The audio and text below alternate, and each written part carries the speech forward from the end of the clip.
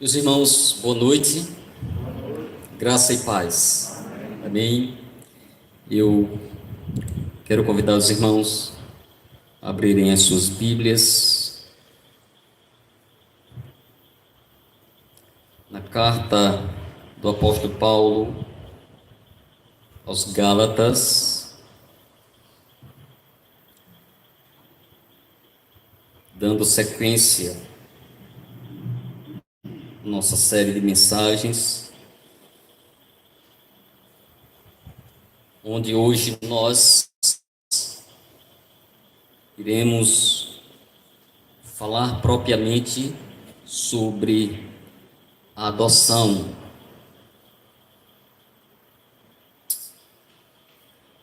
Cristo, aliás, Deus Pai, nos adotou na sua família, por meio da pessoa de Cristo Jesus. Gálatas capítulo 4, versículo de 1 a 11.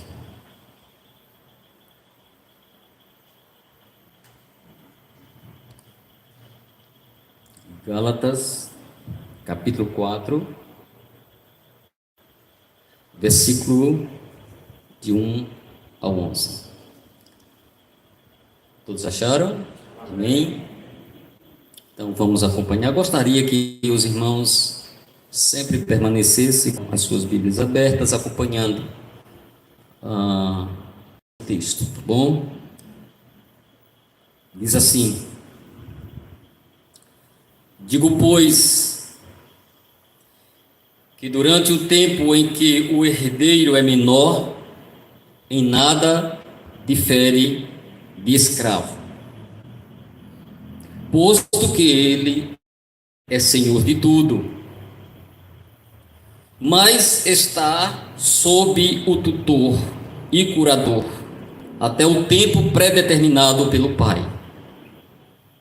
Assim também nós, quando éramos menores, estávamos servilmente sujeitos aos rudimentos deste mundo.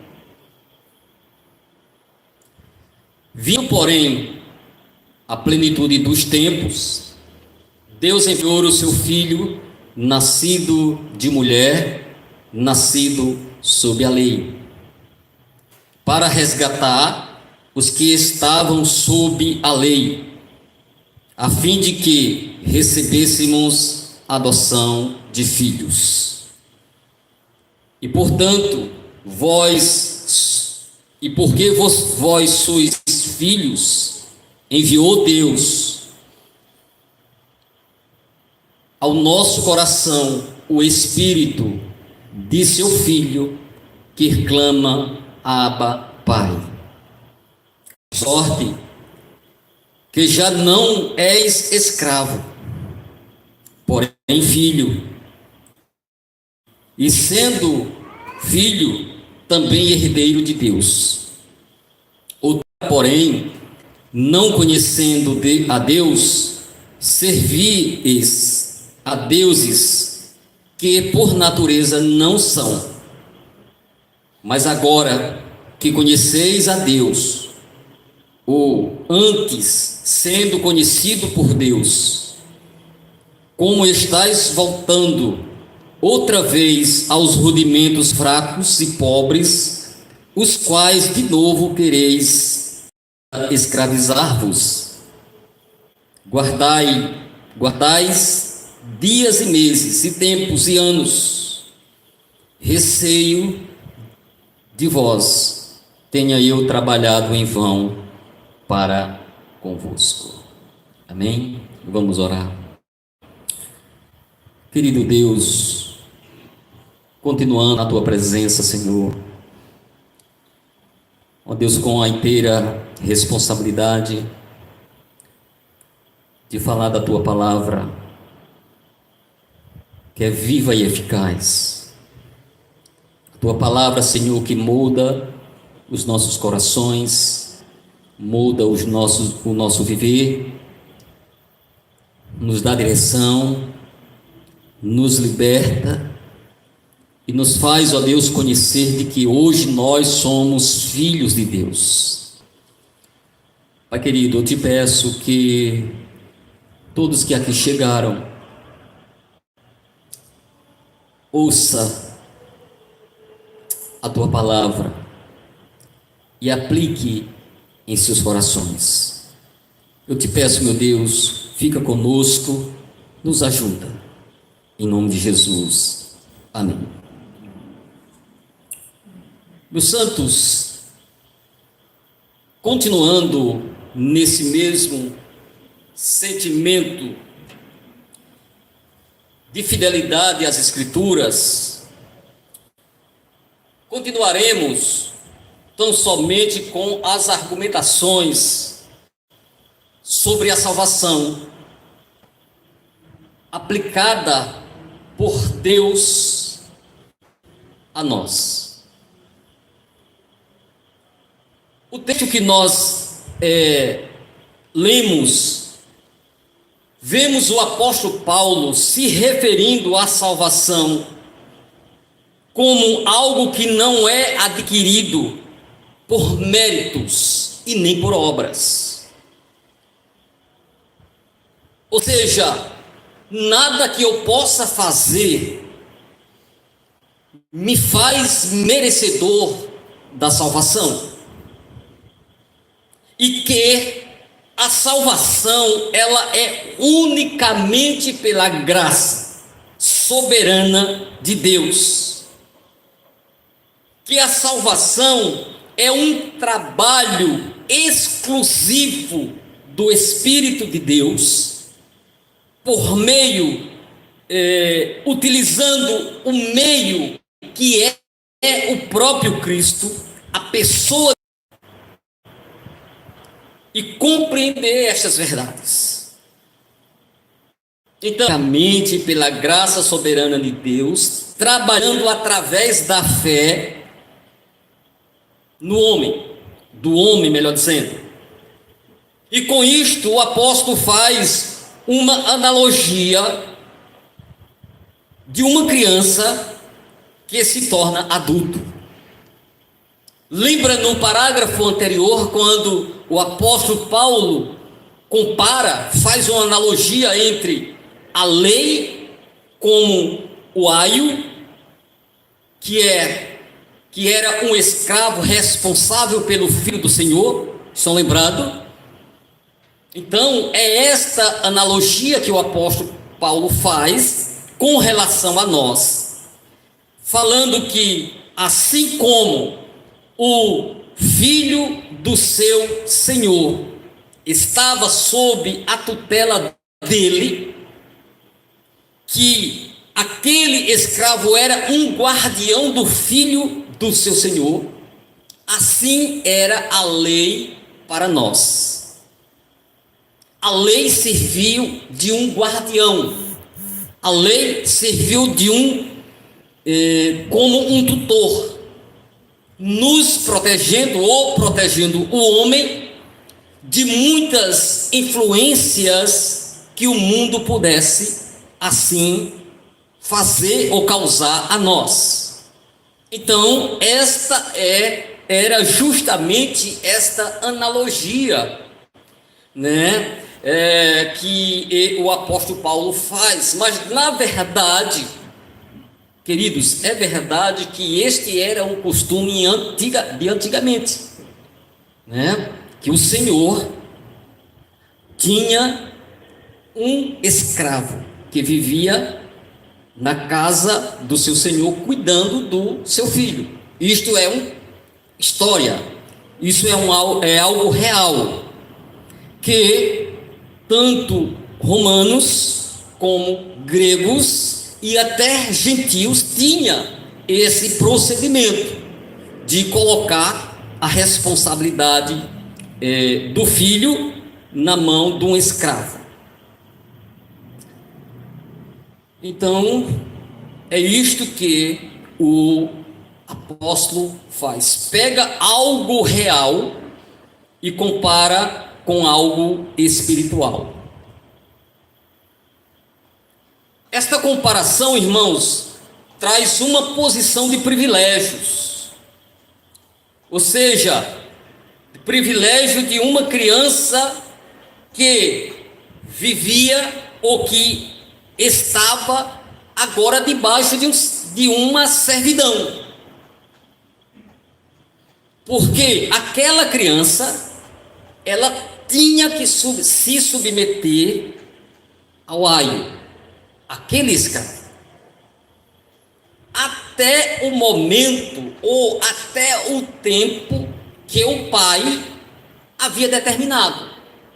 O que era costumeiro era que esta criança passava a se submeter ao aio a partir dos 6 anos de idade ou até os 16, e alguns estudiosos dizem que até os 17 anos.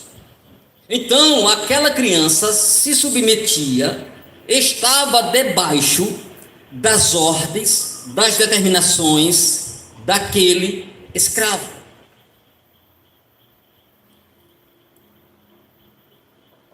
Mesmo ele sendo filho do Senhor, mesmo ele sendo herdeiro de toda a herança do seu pai.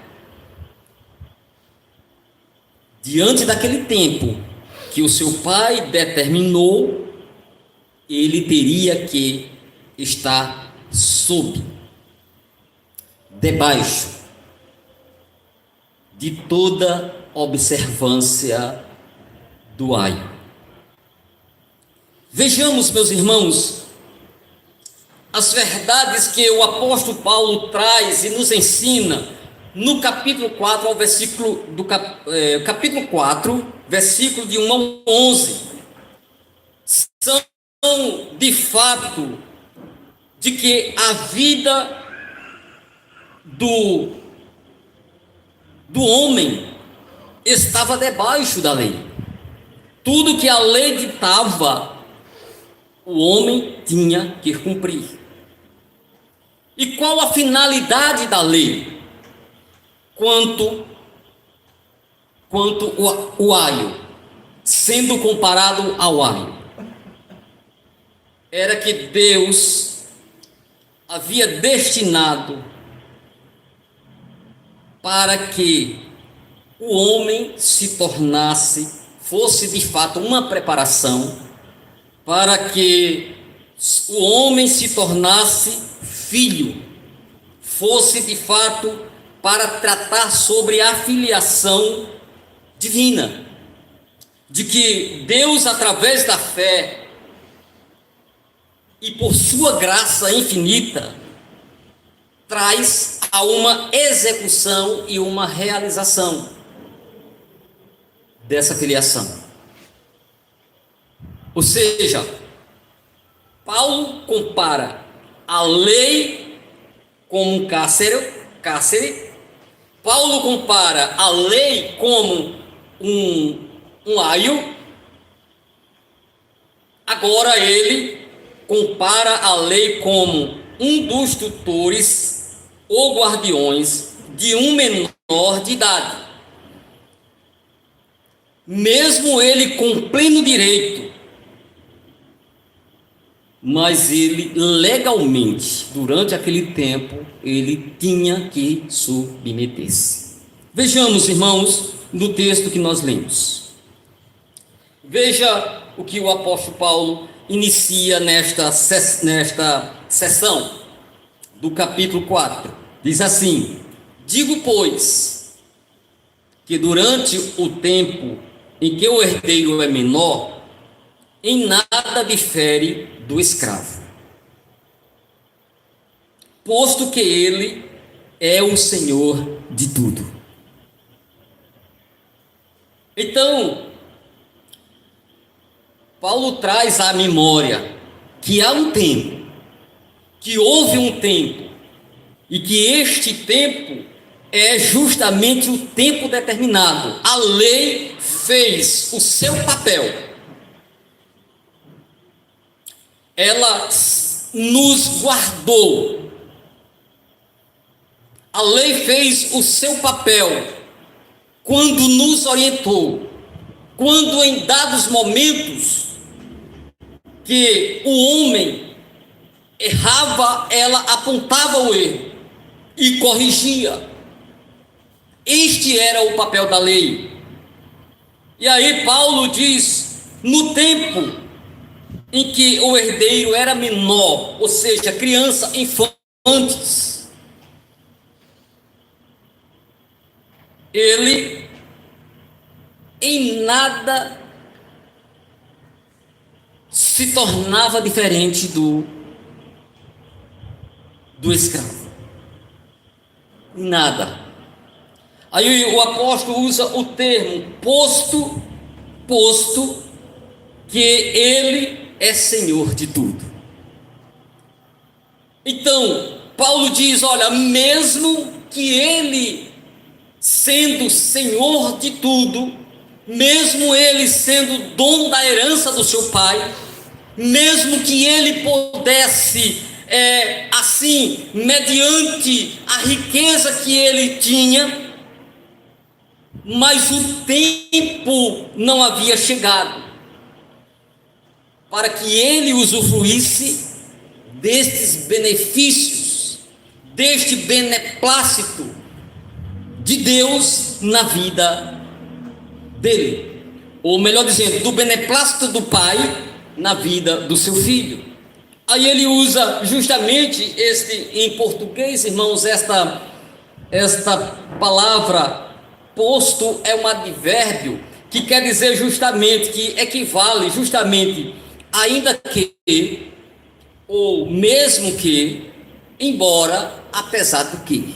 Então, quando o apóstolo usa esse termo, posto que ele é senhor de tudo, ou seja, ele tem a posse por natureza, legalmente, aquela criança que estava debaixo das ordens do tutor, mesmo ele sendo senhor de tudo, diz o apóstolo Paulo, ele tinha que se submeter.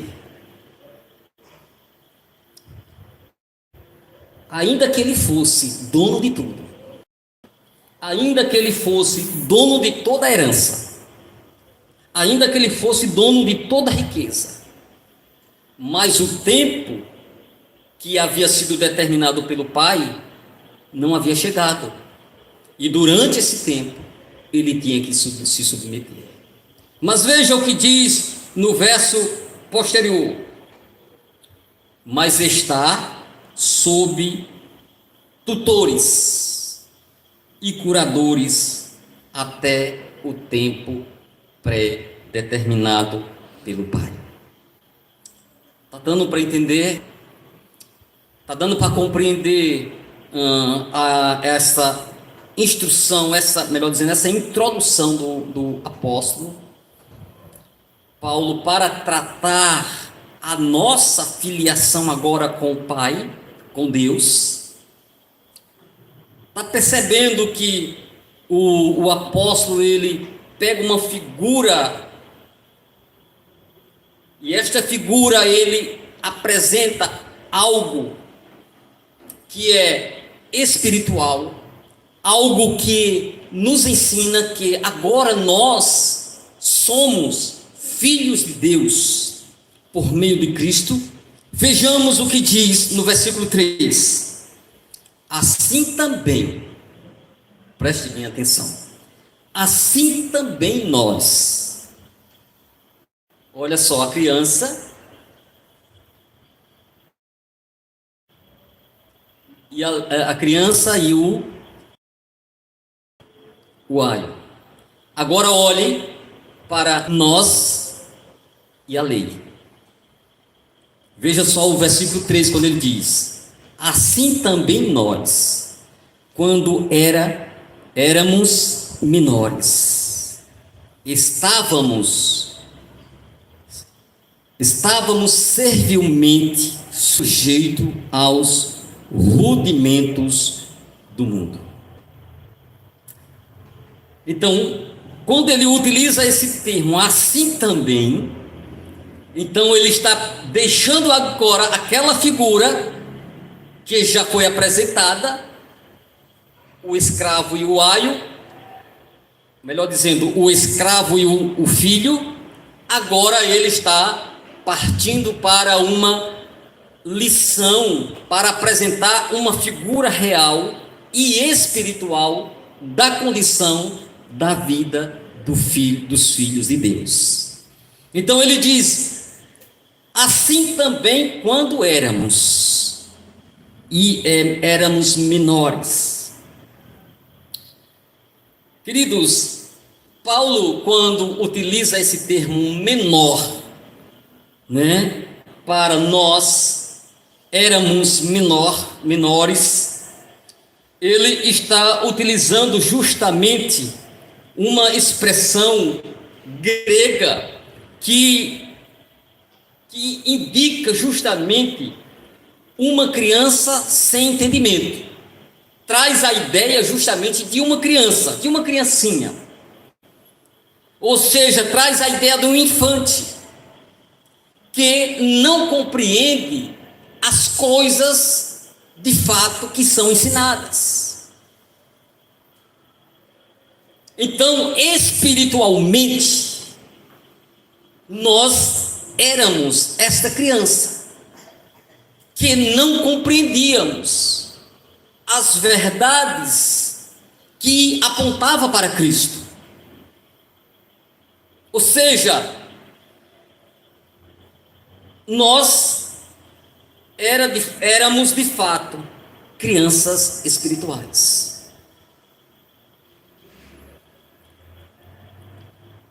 Criança que ainda está no leite.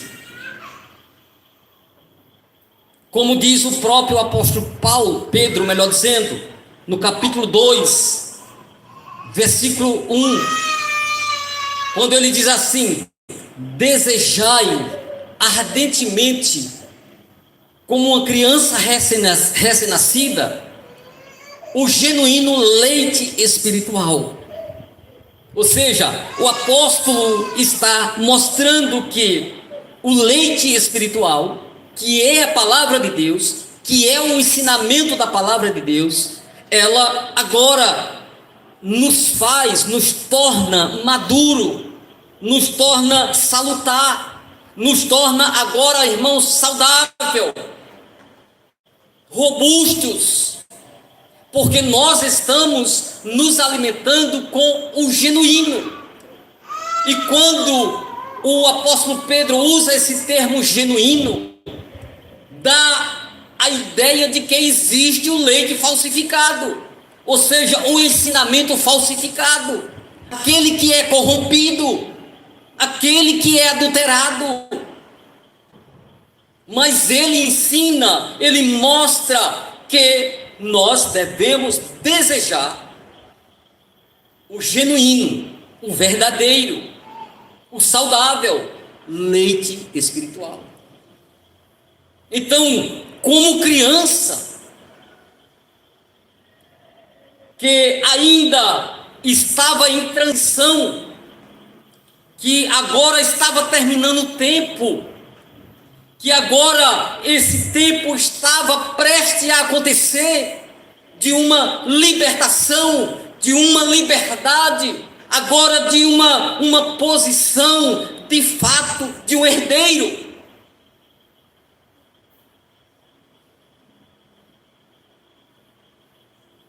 Éramos homens crescidos, mas ainda sem entendimento da vontade de Deus. Quantos estão aí no mundo afora? Quantos estão aí, irmãos, dentro do seu próprio círculo de vida, que muitas vezes estão se achando entendido das coisas, mas que de fato é um imaturo, é um infante espiritual. Mas, meus queridos, a partir do momento que nós conhecemos, nós entendemos a vontade de Deus e os seus planos para a nossa salvação, agora nós não mais estamos diante ou debaixo do guardião lei. Agora, pela graça infinita de Deus, somos livres em Cristo Jesus. Deixamos de agora sermos escravos da lei e do pecado, agora para sermos agora escravos de Cristo. Qual escolha você faz? Ser escravo do pecado e da lei, ou ser escravo de Cristo? Ele diz assim: olha, assim quando nós éramos menores, estávamos servilmente, ou seja, a nossa condição era de servo, de escravo, de dependente, de sujeição à lei. E como todos nós sabemos, ninguém, absolutamente ninguém, tinha condições de cumprir a lei conforme assim dizia. Porque se cumpríssemos um mandamento, nós cairíamos no outro mandamento, em outro mandamento. Se nós cumpríssemos a lei em dadas diretrizes, mas nós caíamos, nós não cumpríamos. Ninguém, nenhum homem na face da terra teve esta condição de cumprir a lei conforme ela dizia. Só teve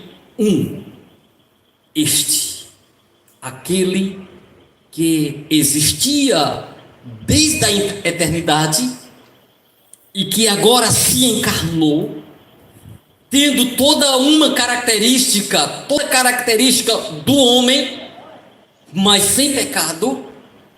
Este Jesus cumpriu, este homem encarnado, que tinha todos os sentimentos, que tinha necessidades humanas, que sentia, que chorava, que dormia, ou seja, toda a característica de um ser humano, o nosso Salvador teve, como ainda tem no céu. Não a necessidade física em si, mas o seu corpo físico. Quando ele estava na terra, ele tinha essa necessidade que eu e você tem.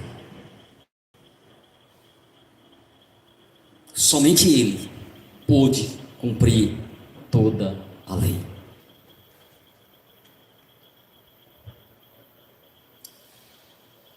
A necessidade de comer,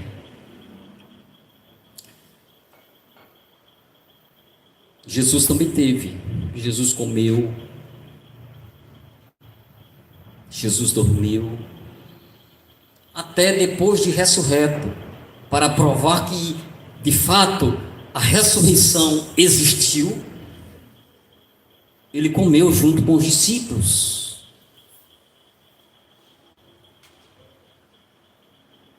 Então, meus irmãos, somente Ele, Jesus, homem, pôde cumprir toda a lei. Então o apóstolo diz assim: quando estávamos nesta condição de servir ao pecado, quando nós estávamos sujeitos a rudimentos deste mundo. Esta expressão rudimento, irmão, se refere justamente tanto às questões de uma religião natural, como também os próprios ditos do mundo. Ou seja, tanto as forças espirituais que governam este mundo tenebroso, como também aquilo que o mundo em si rege para o homem. Então, Paulo diz: estávamos servilmente sujeitos. O que é algo sujeito? É alguém que submete. Então, este algo, ele dizendo que estávamos sujeitos a esses rudimentos deste mundo.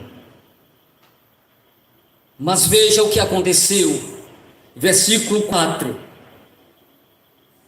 vindo, porém, a plenitude dos tempos, Deus enviou o seu Filho, nascido de mulher, nascido sob a lei. Estão lembrados do tempo que o pai havia determinado para o seu filho se tornar livre do seu guardião, do seu tutor? Paulo está trazendo agora para esta lição espiritual.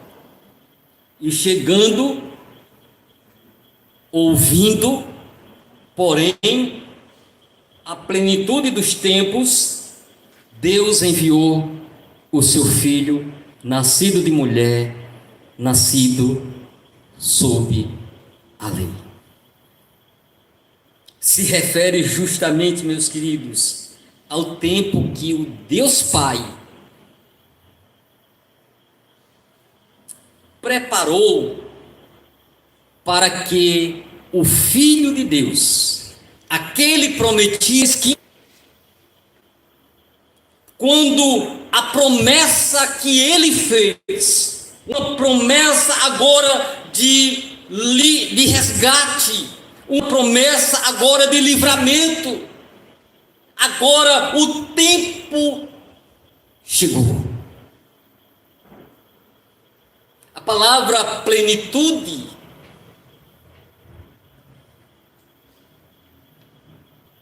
no original traz a ideia justamente de consumação, ou seja, de cumprimento, de realização, ou seja, de completar um tempo. Então, quando Paulo diz: e chegando a consumação dos tempos, o cumprimento dos tempos, Deus envia o seu Filho. Aquele que ele disse lá em Gênesis 3,15: nascerá da mulher um varão que esmagará a cabeça da serpente. Queridos, onde Deus fez a promessa? Percorreu todo este tempo, até chegar a um tempo determinado, que para nós, no nosso tempo, no nosso contexto, ou seja, há cerca de 2024 anos atrás, Jesus nasceu. Por que nós podemos fazer esta conta aproximada? Porque o calendário antes de Cristo, ele contava de forma regressiva. Agora, depois de Cristo, o calendário conta de forma progressiva. Então, quando o tempo determinado por Deus, desde o Éden, quando ele fez a primeira promessa de resgate, o tempo chegou. Ele cumpriu com a promessa. A realização aconteceu.